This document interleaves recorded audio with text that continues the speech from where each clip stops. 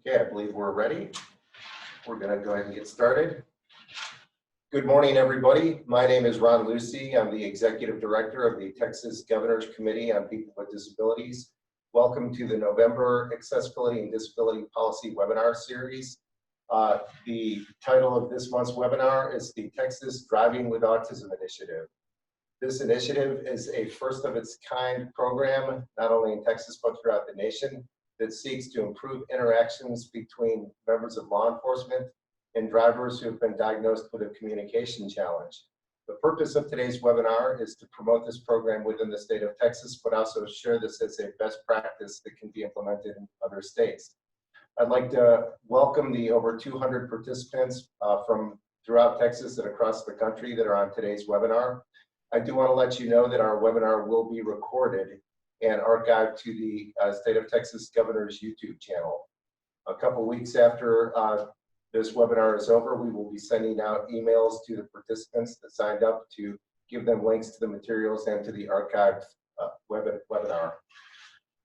Before we get started, I'd like to share a few words from Governor Greg Abbott of the state of Texas. Let's all hear a few words from Governor Abbott. This is Governor Greg Abbott. Here in Texas, we are committed to supporting Texans with disabilities, including those with communication challenges.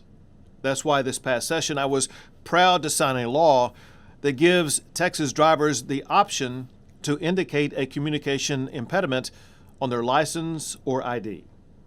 This important legislation, coupled with the Driving with Autism Initiative, are improving the interactions between law enforcement officers and drivers diagnosed with a communication challenge. In fact, the Driving with Autism Initiative is the first of its kind anywhere in the nation. So thank you all for taking the time to learn more about this program and to gain more understanding of communication challenges that some Texans face. And may God bless you in your efforts, and may God forever bless the great state of Texas. First, I'd like to introduce Ms. Jennifer Allen, who's the CEO and founder of Aspergers101 and the driving force behind the Texas Driving with Autism Initiative. Our other speakers today include Jeremiah Kuntz, who's the Director of Vehicle Titles and Registration from the Texas Department of Motor Vehicles, and Lieutenant Colonel Skylor Hearn, who's a Deputy Director from the Texas Department of Public Safety, who oversees the Law Enforcement Division and formerly was over the Driver's License Division and was instrumental in placing driving with autism materials in all DPS offices, and also ensuring that DPS troopers were trained on interactions with people on the autism spectrum. So first up, let's have Jennifer Allen join us. Thank you, Ron. And I am so glad that everyone was able to join today. I know we have quite a unique audience. We have some law enforcement out there. We have some parents, and we have some organizations that are involved with autism as well as the deaf community. So welcome all. The overview of the program is essentially creating better communication between law enforcement and citizens with a communication impediment, such as autism, Asperger's syndrome. The Driving with Autism Initiative was developed by a mom, hello, me, who was fearful for her son diagnosed with Asperger's syndrome driving, and the challenges that he would certainly face if pulled over by an officer of the law. Nothing more powerful than a mom concerned about her son. Next, please. So with this initiative, it all started really rather personally. Samuel was of age to drive, and though we held him back a bit, when it came time for him to get his driver's license, we went and I noticed online that DPS offered a code communication impediment. So we got the doctor's signatures and went out to driver's license division to get his driver's license. And the lady behind the counter was very unaware of it. And so if somebody behind the counter was unaware, the public's unaware, and really it was a gold mine that we realized could be brought to the forefront. And so first step was, let's get something going. So I went to local state representative, Mr. Lyle Larson. We're including the notice on here, but he wrote to then head of the Texas Driver License Division, Mr. Joe Peters, and we got a meeting next. In this meeting, we were thrilled to be able to go up to Austin and be able to speak directly to Mr. Joe Peters, pictured here, along with his staff, and over to the far right, a gentleman who, though I don't know his name, I know was in the legal department. So it was thrilling that Texas DPS was fully embracing an idea at that point. The idea was had several elements to it. One, to bring communication impediment with an officer to the forefront. It was already in the system, but let's work on that a bit and see what we could do. So we presented what we thought could be. Let's bring it to the forefront, let the public know, and really establish what does communication impediment with an officer truly mean. So we defined the term. You'll hear later on in the webinar, we went to the medical community, worked closely with them, and better refined it. And then we realized that a lot of the steps of the program involved legislation. As a matter of fact, 2 different times. It also involved law enforcement training on better understanding not just autism spectrum disorders, but other different factions that could be considered a communication impediment. Keeping the diagnosis private is also very, very important, as you will see later in step 3 of the components. Very important element of the Driving with Autism Initiative, because those middle school age bullies grow up sometimes to be big bullies. So how could we keep this diagnosis private between the person that opted to have this and the police officer? Well, we will get to that. Found a good way by working together. And bottom line, awareness. Let's just let people know about it. Next.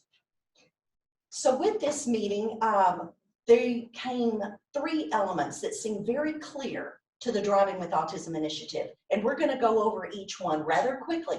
But I do want you to know that those of you who are involved in the webinar today, that this is the shorter version we're giving you because we're really tight with 1 hour.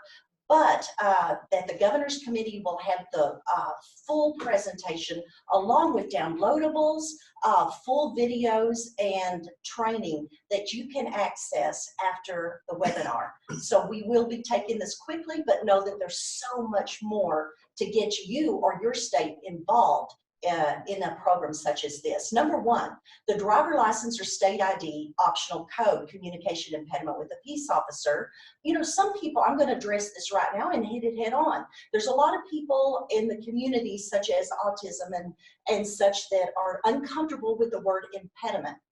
The word was already there, and we thought, let's work collectively on at least establishing the program, and perhaps at a later date, that word could be changed. But let's don't get caught up on a word when we can go forward and put a lot of work into the initiative and get it moving forward. So it was already there, so we're utilizing it, and it really turned out being good in many ways. And the statewide marketing effort, we'll go across that for those of you wanting to do this in your state. The second component of the Driving with Autism Initiative is the law enforcement training on better understanding what is autism, but also other challenges that might impede communication. The third element is the option of being able to register your vehicle with the Department of Public Safety and have that code, communication impediment, go through the TLET system, alerting the officer prior to approaching the vehicle. Huge, and there's a lot of components to that. We're also going to give you a bonus of a Driving with Autism camp that was put together. It's tabled right now because of budget cuts, but it is worth sharing. And if you can do it in your state or in your area, we are willing to share with you. Next.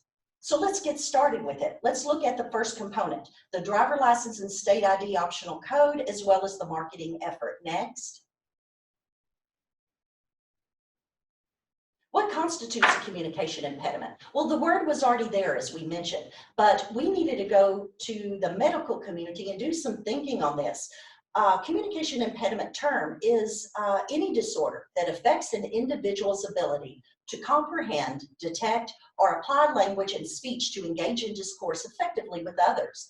The delays and disorders can range from simple sound substitution to the inability to understand one's own native language.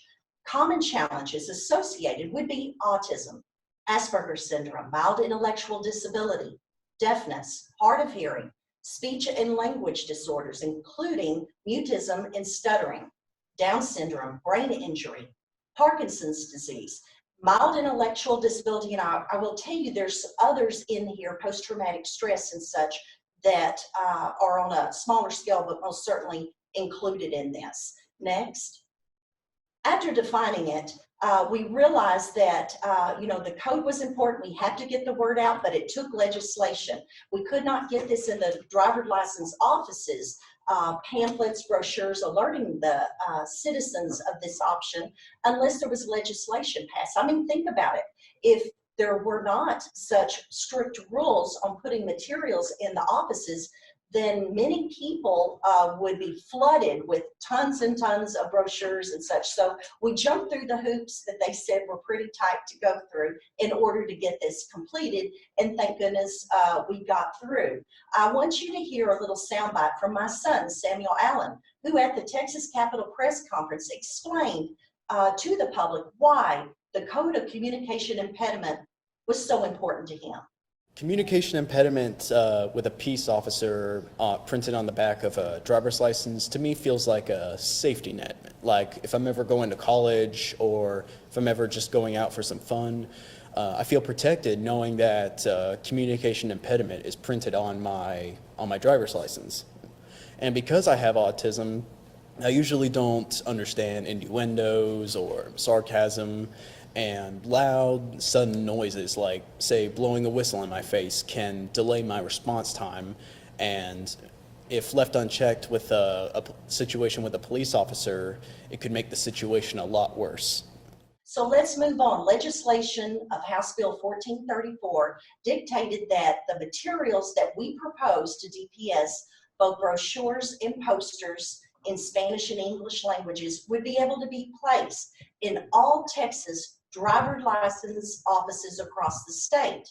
Well, it passed. 85th Texas legislative session, there were over 6,000 bills filed, and of that, 1,211 bills were passed, 50 vetoed, and of one of those that passed was House Bill 1434. So we were off and going. Next.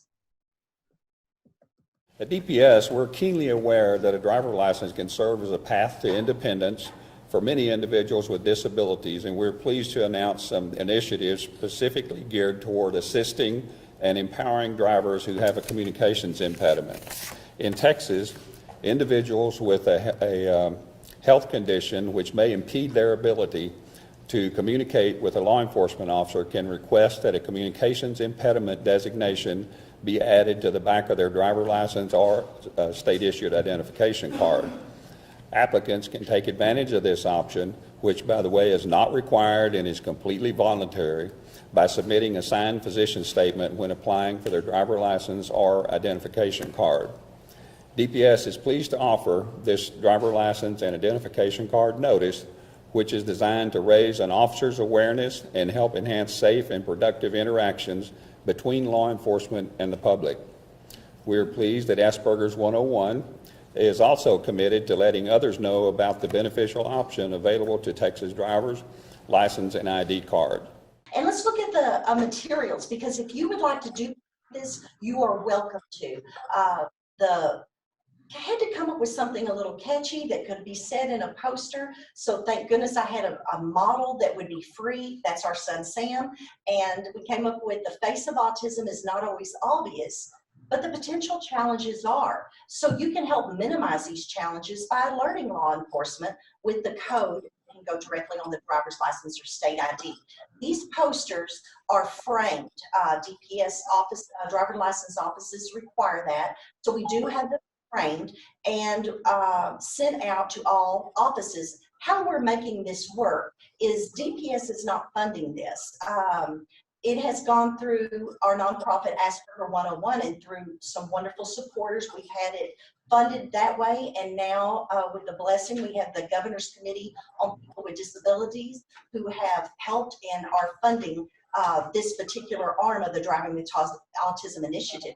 These are going constantly out across the state, and we chose, because of the state of Texas and its citizens, to have it both in Spanish and in English. But this is in every single office, and we had a little fun marketing because we had people take photos from all over the state and send it to us when they had a signing of the poster.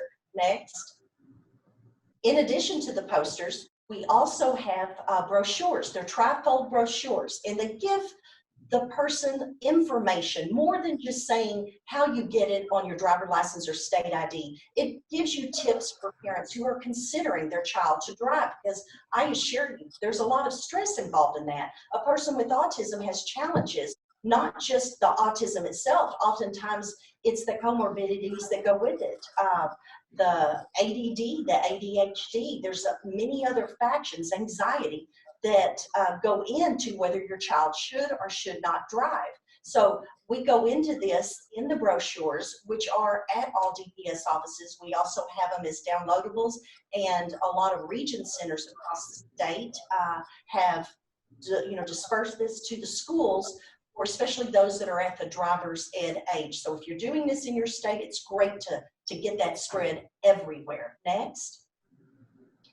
Another element are public service announcements. This is a great way to get the message out across the state of Texas, and we are so blessed and fortunate that we've had a lot of television, radio, and print companies say, yes, we want to promote this, we're going to give it a lot of time, and it has ran. It produced 2 public service announcements. Again, this is not DPS's cost on this. It went funneled through the nonprofit Asperger101, but you'd be surprised how many entities will say, let me help you out when they know what you're doing. So think about that when you come to thinking about funding. Hello, I'm Samuel Allen, and I've been diagnosed with autism. My brain is wired differently, making communication a challenge. Texas now offers anyone driving with autism or communication impediment a new restriction code directly on your driver's license or state ID. It's titled Communication Impediment with a Peace Officer, protecting you and law enforcement from potential misunderstandings. For more information, look for my picture on the official poster and brochure at your local DPS office, or go to the Texas DPS website to download Form DL-101. Hello, I'm Emma Faye Redkin, former Miss San Antonio.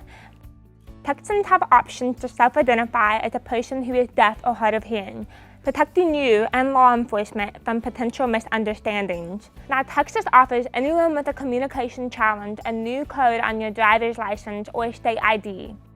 It's called Communication Impediment with a Peace Officer. For more information, go to dps.texas.gov to search for Form DL-101. I will also mention that we have a lot of static ads that the DPS driver license offices are utilizing in their offices across the state. It will go on their monitors. So all those static ads are also on our website to give you a little more information. Marketing the Drive to Texas citizens is very important. You have to get the word out, right? So, partner up. I know that John Sievers with Sinclair Broadcasting ran these on the spot. He said, there's no question we'll run across all our TV stations across the state. And many others have been cooperative. But if you find somebody who is familiar with the cause, believes in it, then it's a wonderful way to get your message out. So we did countless TV interviews, news stories, radio, print, social media, and blasted across the state to let the public know. Next. Okay, at this point, we are going to introduce you to Skylor Hearn. Skylor will be able to go over all the technicalities that the Texas DPS has done in order to put communication impediment directly on the driver's license or state ID. Skylor?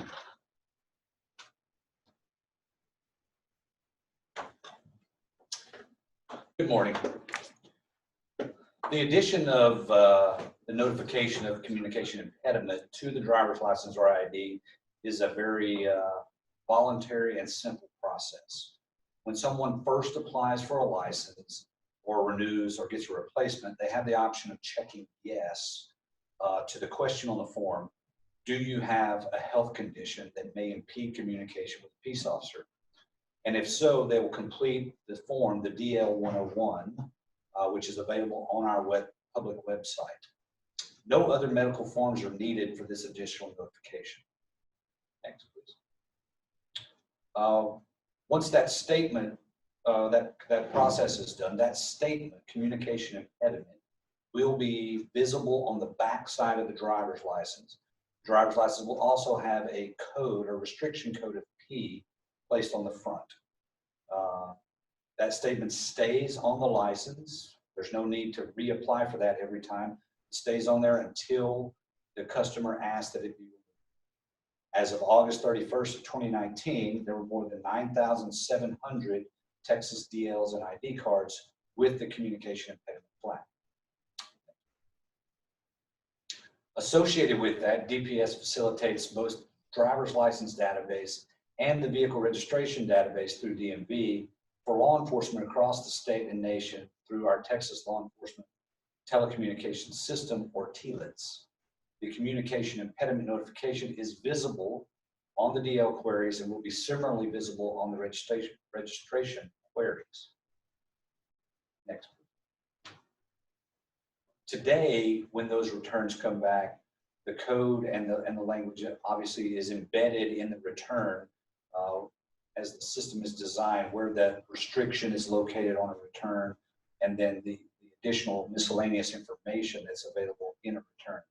Going forward, we are trying to make this more recognizable for either a communications operator or an officer on the side of the road that is getting these returns via their in-car computer.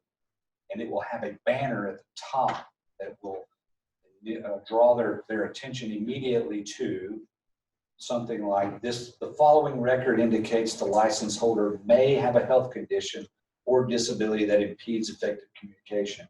Or the following record indicates the driver or owner of this vehicle may have a health condition or disability that impedes effective communication. We believe at DPS that this will hopefully eliminate any issues where before an officer had a chance to read the restriction, flip the license over, and understand what was going on. If something went sideways more quickly, this alert will let both their communication and themselves have some immediate notification that it's a health condition and nothing else. Thank you. Okay, thank you, Skylor. Okay, let's go to the next slide. Looking at the second component of the Driving with Autism Initiative, that's the law enforcement training. You know, to better understand communication impediment. Boy, isn't this exciting. It was very nerve-wracking, but Sam and I were able to get in front of a lot of law enforcement agencies across the state of Texas and work on training law enforcement on better understanding what is autism. Because a lot of law enforcement across the country, their training consists of about 5 hours a year on mental disorders. And autism has been lumped into that and thought of as more an aggressive mental disorder. So it's been wonderful. We've had such a welcoming from all law enforcement across the state, being able to work together to better train, and been a wonderful partnership. So I would urge you to listen at a later date to Major Jason Hester. He's the Commissioner of Texas Law Enforcement, but at the time he was head over to the training division, and we worked closely. And in this video, which you will have to see later, he announces the initiative with Asperger101 as far as training law enforcement and also the driving camp. Next. Protecting and enhancing public safety for all Texans on and off the road is our main goal at the Texas Department of Public Safety. And to help ensure that safety, we have established a twofold effort that involves expanding the knowledge of our officers and troopers and providing an opportunity for drivers to experience hands-on driving instruction specific to their needs.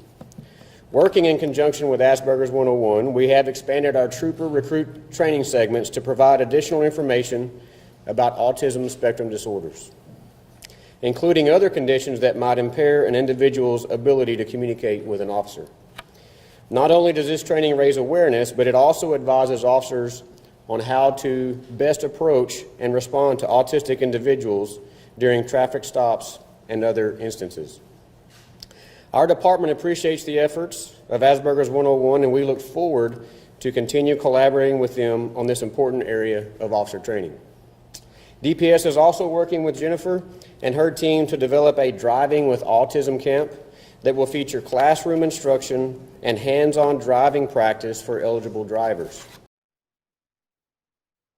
And so this is a picture that shows the trooper recruits in Austin. And I'm at the front, and what you don't see are my knees shaking, but this was very exciting, and it gave us an opportunity to learn more about the training of law enforcement. Next, what it did was, by doing these classes, we worked with Texas DPS as well as the UT Science Center in San Antonio and provided 3 workshops. They were each 2 hours training on autism spectrum disorders that included 350 Texas trooper recruits. And from that, a poster was produced. We had Dr. Louise O'Donnell with UT Health wrote the poster, presented it in front of the Texas Psychological Association, and what the results showed, I think, were fascinating. Next.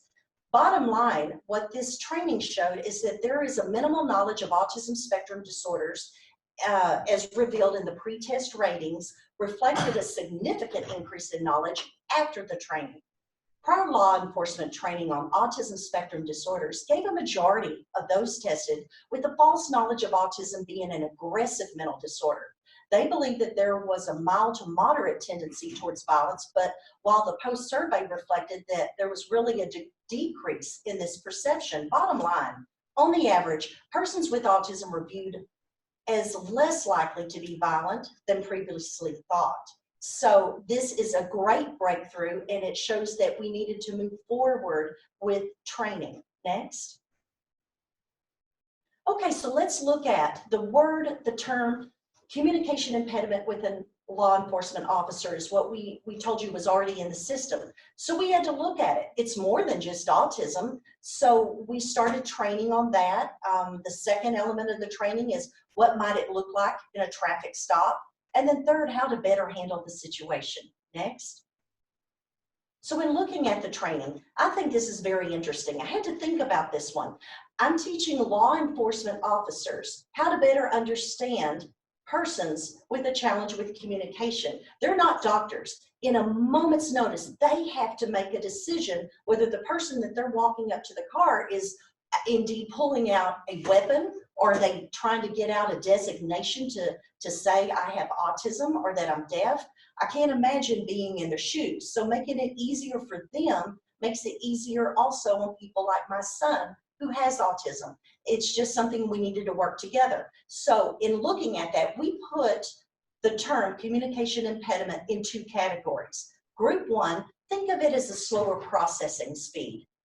Like a slower computer, it takes a while for them to process, maybe 20 seconds or so, for one question to come and for them to respond.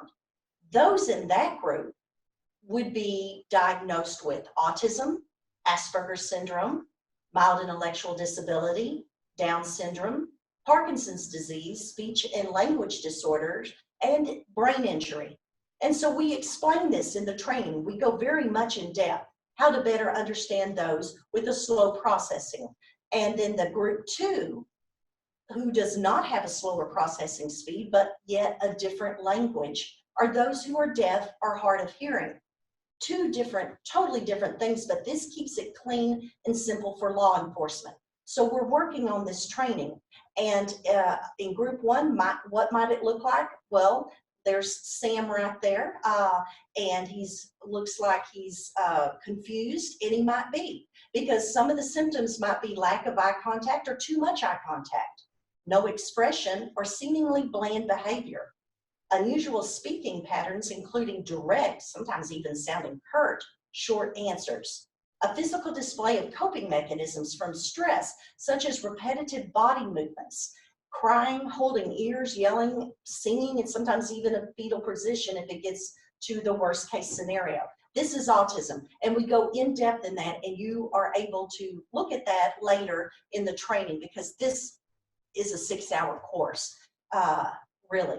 The second group, what deafness and others in group 2 might look like in a traffic stop. Well, a deaf person doesn't respond to verbal directions, may not even see you. A person may reach into his or her pocket to get a card that reads, "I am deaf," but the officer believes instead that he or she is reaching for a weapon. That's the beauty of the third component, the Samuel Allen law, we'll talk about later.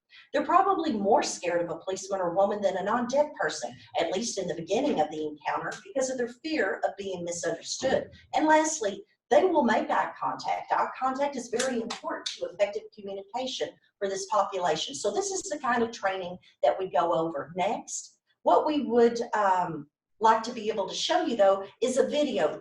We are very grateful that the San Antonio Police Department, Chief McManus, has worked with us in producing video training materials that are being utilized now all over the state. Beginning September 1st, 2019, Texas drivers diagnosed with a hearing loss or a communication impediment may request that a notice to law enforcement be entered into the electronic database during vehicle registration. This new law, called the Samuel Allen Law, allows persons with a communication impediment the option to disclose the information when registering vehicles and licenses through the Texas Department of Motor Vehicles. The diagnosis of the individual will then be placed privately in the Texas Law Enforcement Telecommunication System, or TLETS, in order to alert officers of the conditions prior to approaching a vehicle for a traffic stop. It gives the officer a definite advantage when they know they're going to be approaching somebody with a communication challenge, and to take a different approach. Here are 2 examples of what an officer might encounter during a traffic stop. In Group 1, think of it as a slower processing speed. We have autism, Asperger's syndrome, mild intellectual disability, Down syndrome, Parkinson's disease, speech and language disorders, and brain injury.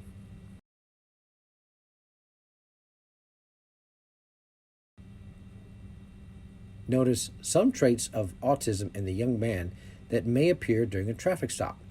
They may be misconstrued as suspicious or aggressive behavior, such as lack of eye contact or too much eye contact, no expression, or seemingly bland behavior. Unusual speaking patterns, including direct, sometimes curt, short answers. Physical display of coping mechanisms, such as repetitive body movements, crying, holding the ears, yelling, singing, or in the fetal position. Here are some practical suggestions for more effectively communicating with drivers in Group 1. Be factual. Tell them why you pulled them over. Don't ask them. Allow time for them to respond, approximately 20 seconds per question. Speak to them in medium tone levels. Loud, sudden sounds can scare them and cause painful delays in response. State step by step what your intentions are and what you expect from them during the stop. Never assume they know what is to be expected of them. Do not take eye contact or changing the subject or answers that are vague, evasive, or blunt as evidence of non-compliance or a bad attitude. Let them know when the interaction is over and they are free to drive off.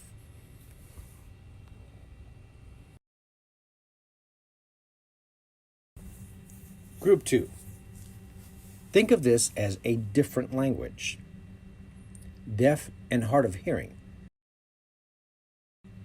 Notice the traits of deafness or hard of hearing in the young woman that may appear during a traffic stop.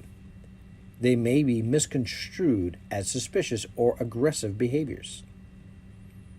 One common scenario is when a deaf person doesn't respond to verbal directions. There may be an assumption on the part of the officer that the subject is being intentionally non-compliant, when in fact, those commands have simply not been heard. There have also been instances in which a deaf subject reaches into his or her pocket to get a card that says, "I am deaf," and usually has instructions on how to reach an interpreter, but the officer believes that he or she is reaching for a weapon. Here's some practical suggestions for more effectively communicating with drivers in Group 2. Before speaking, get the person's attention by waving your hand or a gentle tap on the shoulder.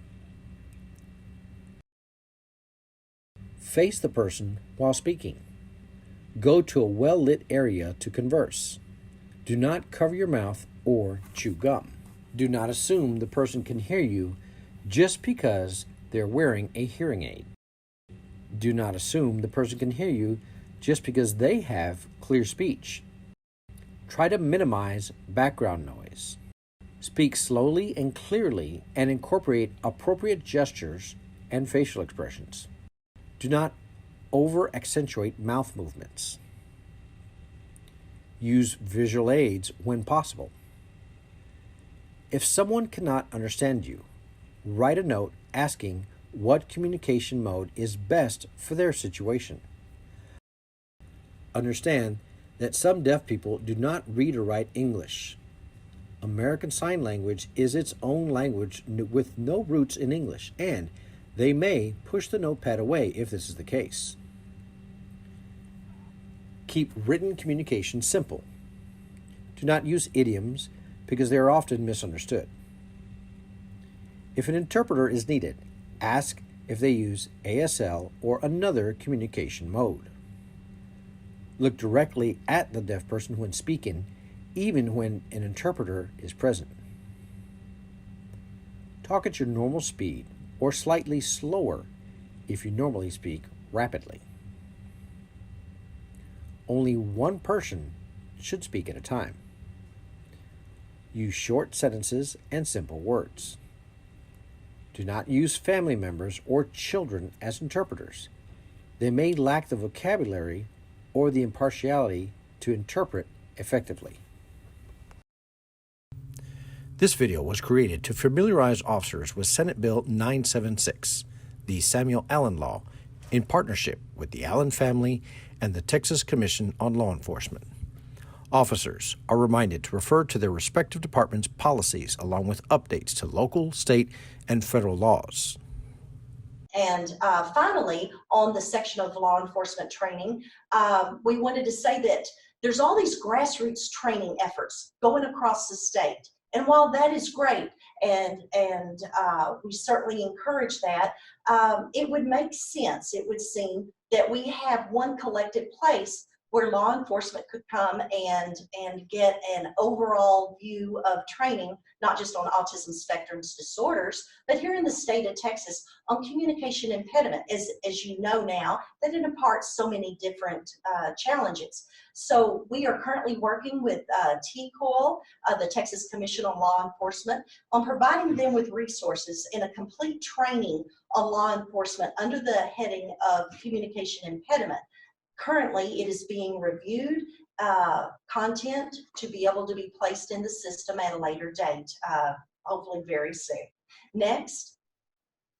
So communication impediment offered as an option, as we had talked about, became about in the recent Samuel Allen Law passed in the 86th Texas legislative session and in effect September the 1st. This is a very, very exciting program and maybe one that I'm most excited about in this initiative.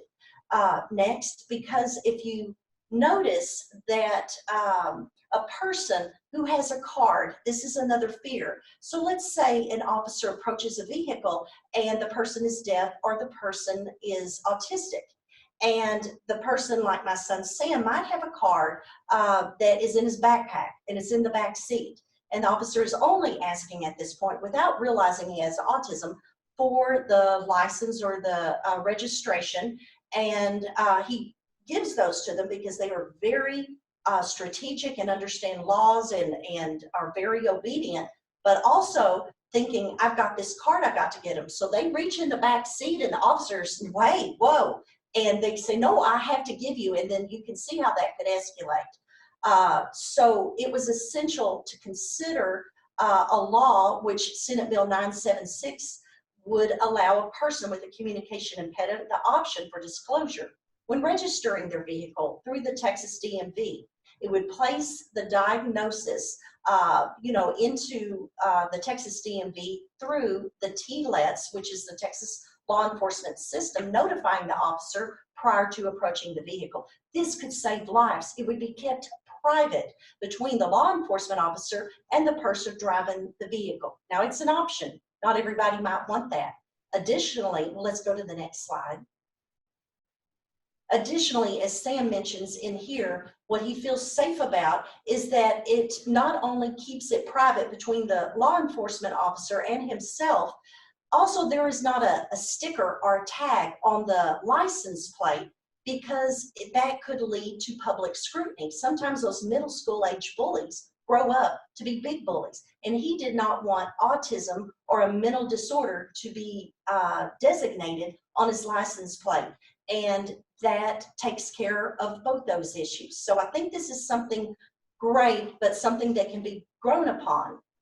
So it's just coding. My name is Samuel Allen. I'm a representative of Aspergers101 as a spokesperson, and I am for Senate Bill 976. I'd like to thank each and every member of the committee for allowing us the time to speak on behalf of Senate Bill 976. As a person diagnosed with autism, I've been faced with certain challenges that do not necessarily affect my driving skills, but may impact my ability to communicate at times, especially in stressful situations, in this case, a pullover. This varies person to person, but let me give a broad example. Let's say a person with autism gets pulled over and an officer approaches the car. Without knowing autism and its challenges, this is what may occur. The officer begins their standard routine, which may prove stressful for a person with autism. First of all, the driver is anxious and may picture in their head a scene from a movie depicting going to jail.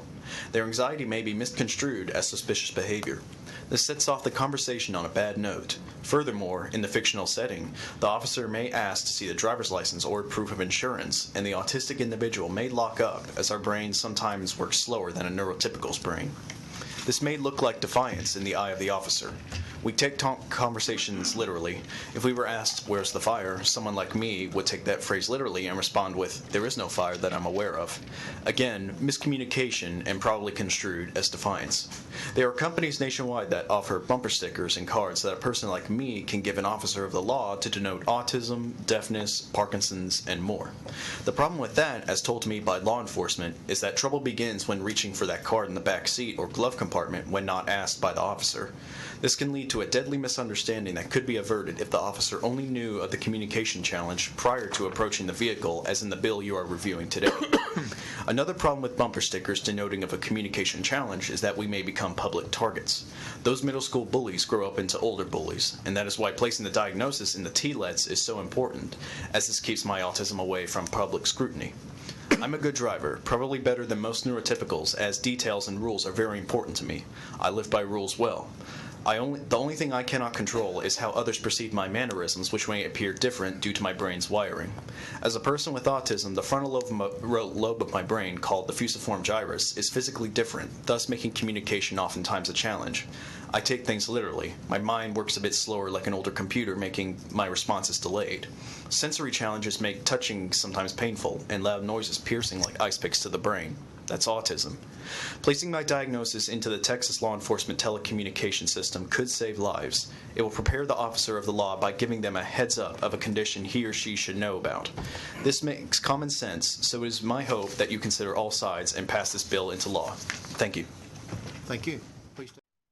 Okay, so here we wanted to show you the bill that was proposed and filed on February 21st of 2019 by Senator Brian Hughes. And if you would like to emulate this in your state, feel free to look at that next. And Resolution 52 named the Senate bill after Sam. So it is called in Texas the Samuel Allen Law. If you would like to look at the resolution, we'd be thrilled for you to do so, and check that out later. Next. It passed. We were excited. It's the 85th Texas legislative session, and out of over 7,000 bills filed, just over 1,000 were passed, 56 vetoed, and the Samuel Allen Law went into effect September 1st. Next. Again, we did a public service campaign. So announcing the Samuel Allen Law, we had done this before. It was easy. We encourage you to use our template, a 30-second, 60-second PSA, one to the autism community next, and the second to the deaf and hard of hearing community. Thank you, Samuel Allen, and thank you, Emma Faye Rudkin. And next slide.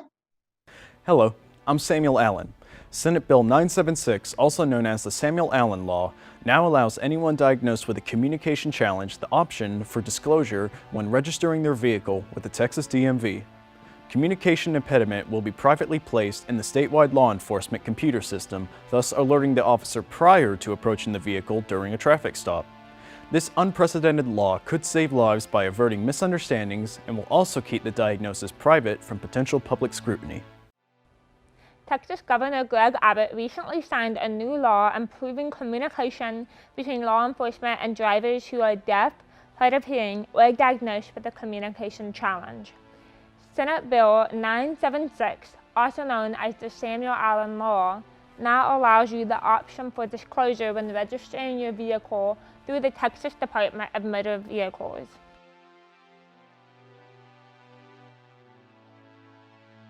The notification will then be privately placed in the Texas law enforcement telecommunications system, thus alerting the officer prior to approaching the vehicle during a traffic stop.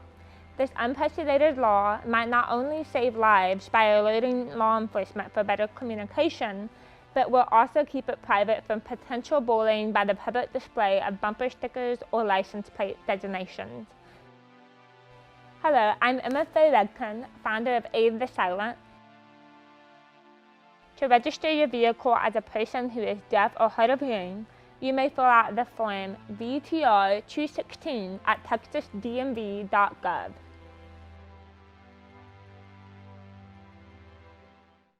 We needed to market this and market it heavy. And that's when, you go in and you do TV interviews. Now, again, it won't be the DPS. This is not on them or the DMV.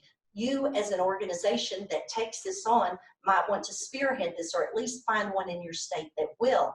And news stories, radio, print, social media, you get it out there, you get the word. Over 50 from TV to print stories were done on the Samuel Allen Law in the state of Texas. We were really thrilled with that. Next is Jeremiah, and we'll let you take over from here. Right. Thank you very much for having me here today. And I'll be covering how the indication is added to your motor vehicle record to make sure that law enforcement, when they're running your license plate for a vehicle that you're operating, can see that record indication that you may have a communication impediment. So we try to make this as easy as possible. You can add a communication impediment indicator to the motor vehicle record voluntarily. It can be added to your motor vehicle record when applying for title or registration, or any other time that you would like to have that added to your motor vehicle record. You can come into one of the county tax assessor collector offices and have that indicator added. The indicator will add a remark that's visible to law enforcement, informing them that the driver of the vehicle may have a communication impediment. Skylor covered what that indicator would look like to a law enforcement officer in the TLET system. And so that same indicator that is on the driver's license will provide that same remark to law enforcement when they run the license plate for the vehicle if they're making a roadside stop. The remark is not available to anyone other than law enforcement. So if that indicator is added to the motor vehicle record, our system does not provide that to anybody outside of law enforcement. The TLET system is the only system that has the ability to view that indicator, so nobody else will see it. It is kept private. Next. So we try to make this as easy as possible. It's as easy as a three-step process. You'll fill out what is known as a VTR 216 and have your healthcare provider certify that the health condition or disability that may impede effective communication, they'll do a certification on that form. You'll bring the signed form to the county tax assessor collector office and make that presentation either at the time of registration, title, or like I said, any other time that you'd like the indicator to be added. The County Tax Assessor Collector Office will add the indicator to the motor vehicle record and return the form to you. This is very important for us. We did not want to keep the form that you've gone to your healthcare provider to have certified. We wanted to make sure that that wasn't subject to open records and those kind of things. So that helps in making sure that that is kept confidential and private. And it also allows you to use that form in future use. So let's say you've got a vehicle that you have added the indicator to, and you sell the vehicle and you've purchased a new vehicle. You will not have to go back to your healthcare provider. You can keep that form and use it for that next new vehicle that you've purchased. You would bring it in, you would show it to the clerk, and they would add the indicator to that new vehicle. And as I'm saying that, I want to make sure that everybody understands in our database, that indicator is applied to a motor vehicle record. It's not associated to a person. So anytime that you trade a vehicle, or you're going to be the operator of a different vehicle in your household or your family, let's say your parents have a vehicle and you're going to be operating that one at a certain time, you can have that indicator added to that vehicle, but you have to come in to have that indicator added. It's not associated with the individual person, it's associated with the vehicle. I believe I'll turn it back over to Jennifer. Thank you. Thank you so much, Jeremiah. Okay, next. Okay, the Driving with Autism Camp. Man, I wish you could see the video now, but I tell you what, you're gonna love it when you see it offline.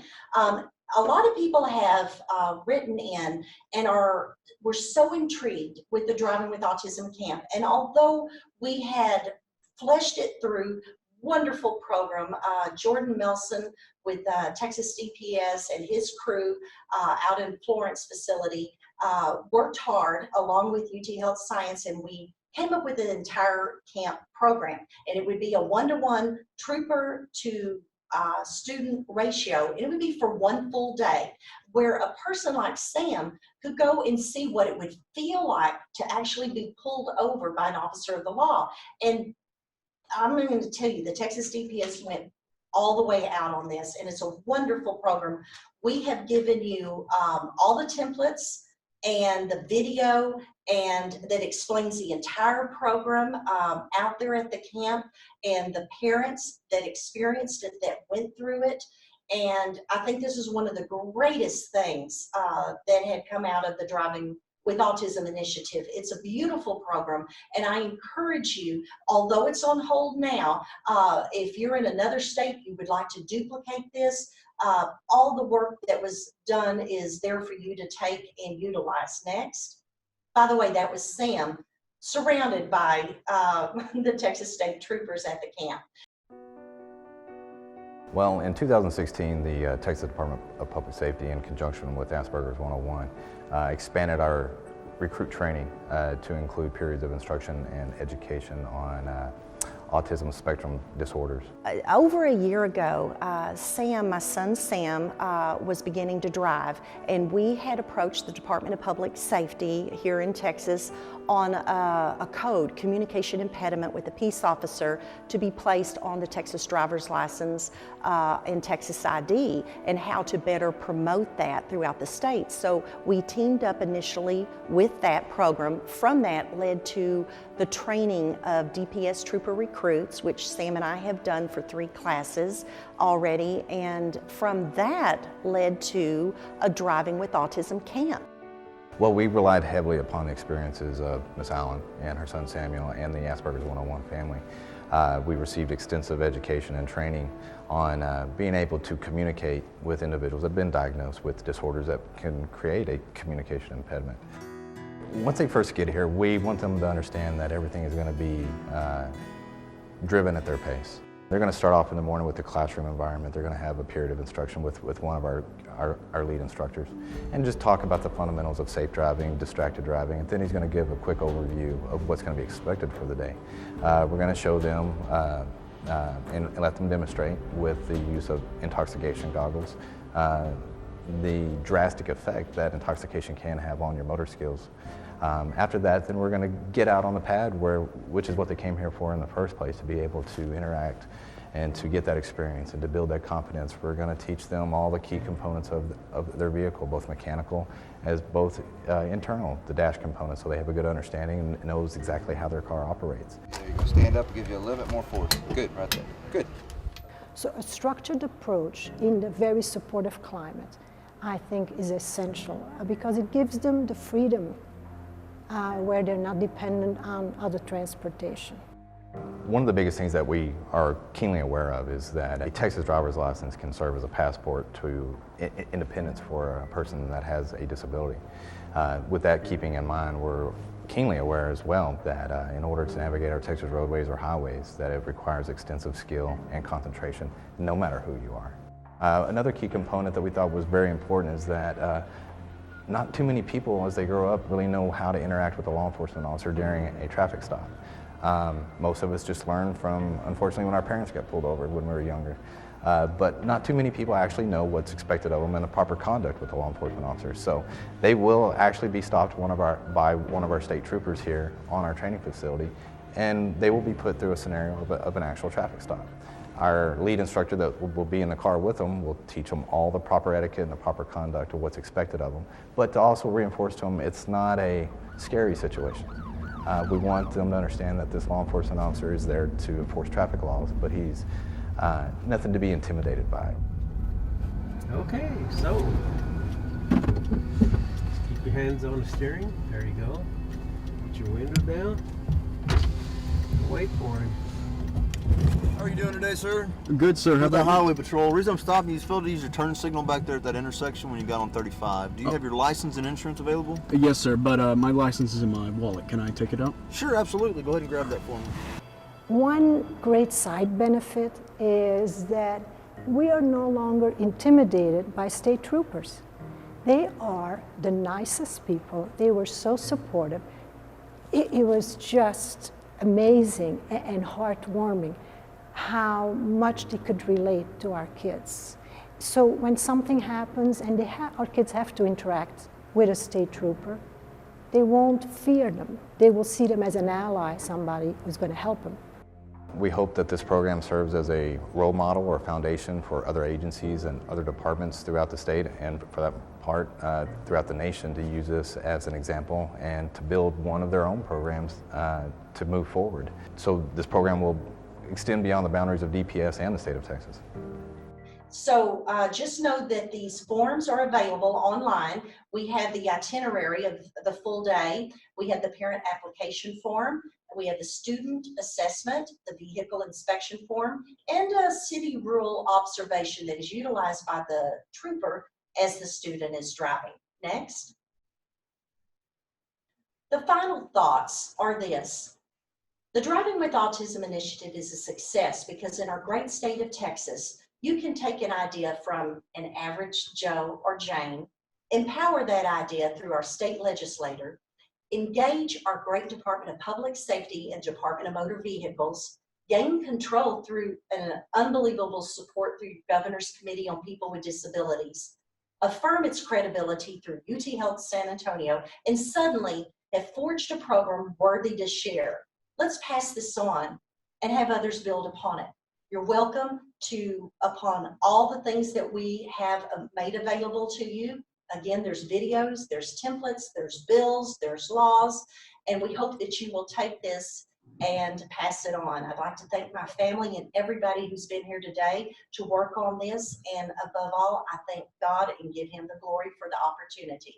We are going to bring Ron Lucy back. He's the Executive Director of the Texas Governor's Committee on People with Disabilities, and I will tell you, if it were not for this man, this program would not have ever taken off the ground. We are so grateful that for Ron and his team and all they've done. So now it's your time for Q&A. Ron?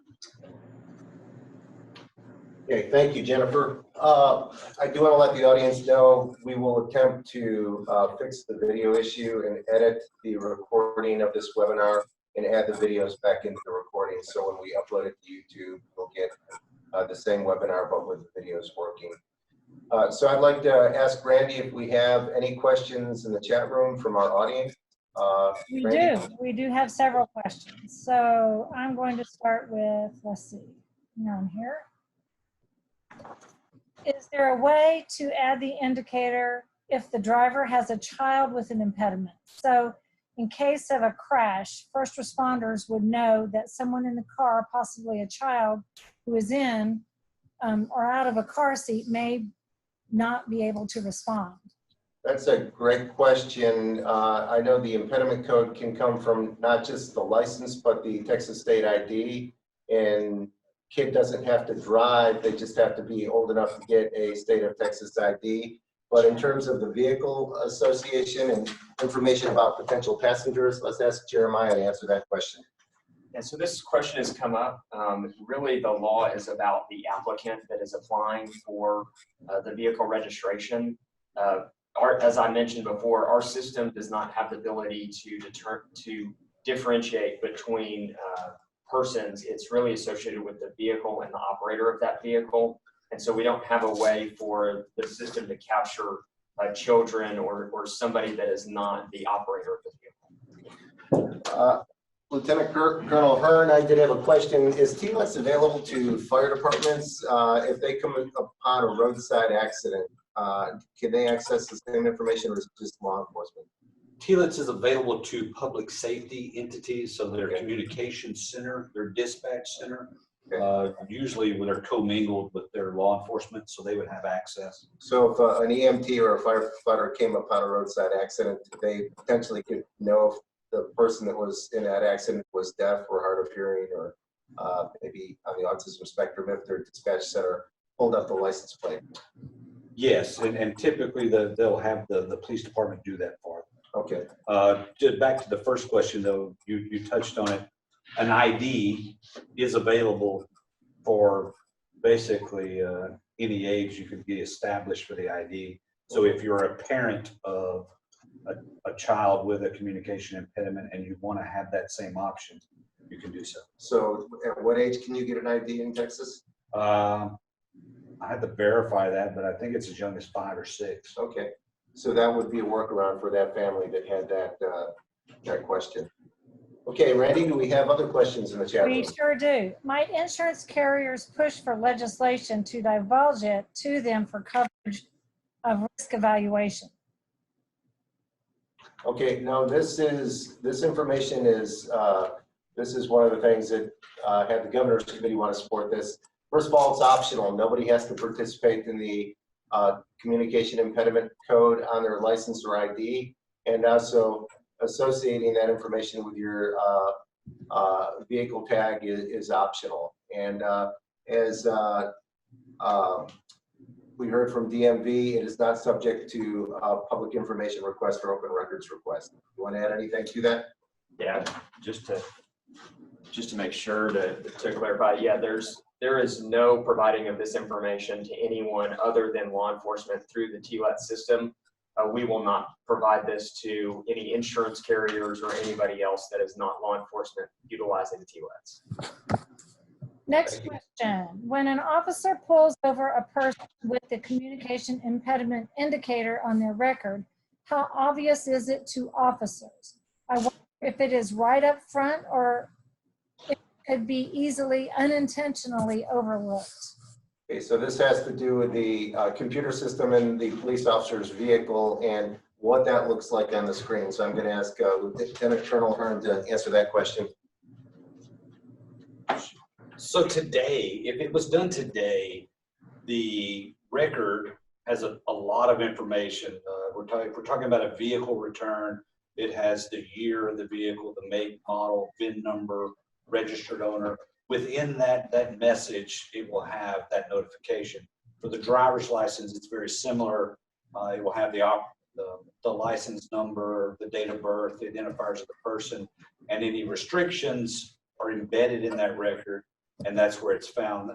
As I touched on earlier, what we are trying to accomplish for both records in the TLETS notification that will come through to the officers on the side of the road or to their communication center, it will have a banner across the top of it that will make it immediately recognizable that there's a potential communication impediment for the operator of that vehicle or the license holder.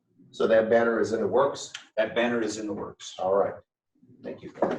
Any idea on when that banner might be ready to go out? Yeah, I don't have a time frame on that project. No firm commitment on that. All right, what's the next question? Is there a way to add an indicator if the driver, oh, I already asked that one, I'm sorry. We asked about the child. Is it possible to have the code removed from a driver's license or TLETs? Okay, so question for both DPS and DMV. If later somebody wants to have that taken off, can they do that? Or maybe can it be removed? The question could also be, can you remove it because for some reason you think it's not necessary, or I don't. Yeah, absolutely. For the driver's license part of it, it's voluntary to add, and it stays on there until you ask that it be removed. And so you can do that at any time. Again, the TLETs aspect is there's no information in TLETs. TLETs is a conduit to the databases. So once it's removed from the driver's license database, it's no longer visible in a TLETs transaction. For the motor vehicle record, yeah, a customer can at any time come in and have the indicator removed. It is as simple as a checkbox in our database, and there's no reason that we would remove that without a customer coming in and processing a transaction. All right. I see one more question. Do you see any issues with the person designating the impediment on their vehicle registration, but then another person or family member driving the vehicle and getting pulled over? Well, that's a good question. Let's ask DPS if they can answer that, since this is a law enforcement issue. I don't see any issue. All it is giving an officer a little heightened alert that there may be a communication. There's no, don't see any loss in having that early notification, as opposed to maybe the other way around, where you have somebody with a communication impediment that's operating a vehicle that doesn't have that notification. Generally, the officer confirms that the operator of the vehicle may or may not be the person who is registered to. And that's where that clarification can happen. They find out the person is not deaf. It might be their wife or a family member who's deaf. Right, yeah, especially with teenagers that are and families that are sharing a vehicle, the registration would apply to anybody driving. The return will come back to the car, as Jeremiah talked about, not any individual. It just provides an alert. It shouldn't provide any greater risk to those that are not. Yeah. I have another one, and I want to make sure I say it correctly. If an individual already has a permit prior to this initiative, can they request a new permit with the code? And I guess that's a driver's license permit is what they're talking about. And then Okay, so already got the permit, but now can a they learner's permit. code add? Yeah. Yes. If you already have a license and you want to add this, all you do is get the DL 101 form completed with the physician reference attesting to the communication impediment, whatever that condition is. And then you go into the driver's license office and they will add that to your current license.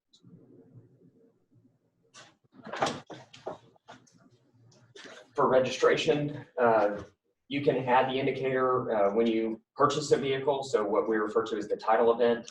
You can also do it anytime annually when you're registering the vehicle, or anytime between that. So there's not a limitation on when you add the indicator. It can be done at any time. All you have to do is walk into a county office and they'll put the indicator on the record.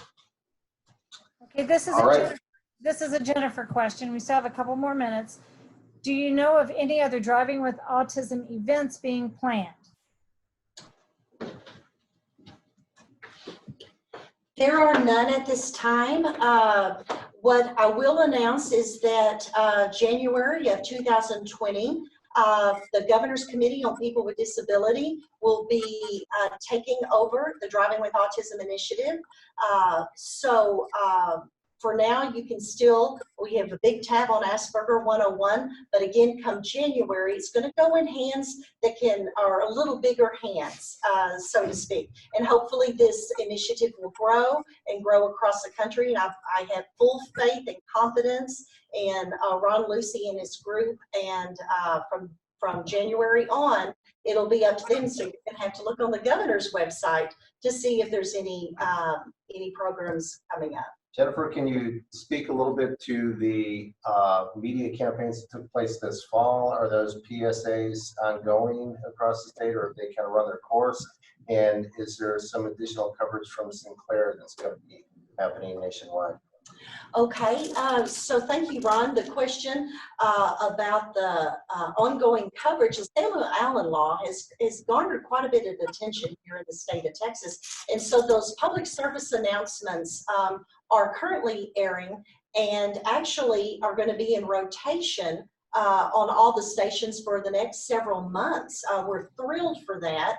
And we're also thrilled that Sinclair is wanting to spread this message and realizing that this is a bigger project than just the state of Texas. So we think that you're going to start seeing a lot of this media on what we're doing here in other parts of the country. I know that even New York has recently talked to us about the Samuel Allen law because they're wanting to implement a similar law. Right now it's a bill in New York, and they want to emulate where we are on step one as far as putting the designation on the driver license and the state ID. So we are thrilled that the state of Texas is working through this. By no means is it all complete. It's massaging, it's growing, and we're all working together, DPS, DMV, the Governor's Committee, and I believe that from here, it's only going to grow. I mean, I have some really good ideas, and I've got to not get excited because I'm going to be passing this baby off, but if coding can make a difference in placing this and bettering the communications, then the next step, who knows, might be that law enforcement would know prior to approaching a house on a 911 call. That seems to me the next step. So, but that's for someone else to do, and I hope it does. I hope this baby grows. My son gave me a wonderful analogy the other day on this because my whole family's been involved. It's been something that all four of us have been a part of, and giving that baby up in a way might be bittersweet, but it's more sweet, believe me. But my son said, Mom, it's like a tree. You've planted the seed, it's grown, and now it's time to take the braces off around the tree and let it grow even further in much bigger, fertile lands. And that's exactly our desire and our hope. I am, again, cannot say how well we've been working with law enforcement on making this happen. We only hope that you can grow it. Good luck to you, New York, and any other state that is wanting to duplicate the Samuel Allen law or any element, because all the information will be on the governor's committees with disabilities website, and we hope that you utilize that. Ron? So we're just about out of time. If we have additional questions, we can respond to those after the webinar closes out.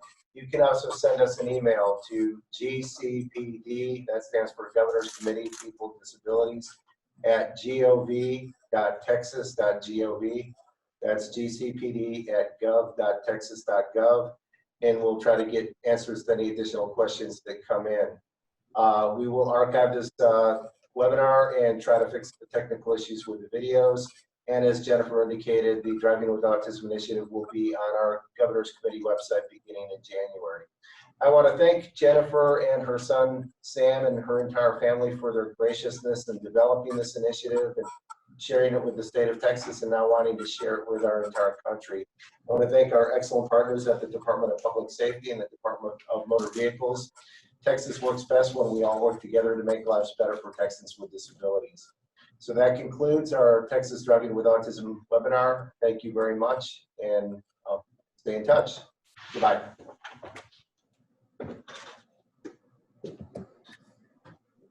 All right, I think, should you close it out, Randy? One moment, I'm trying to.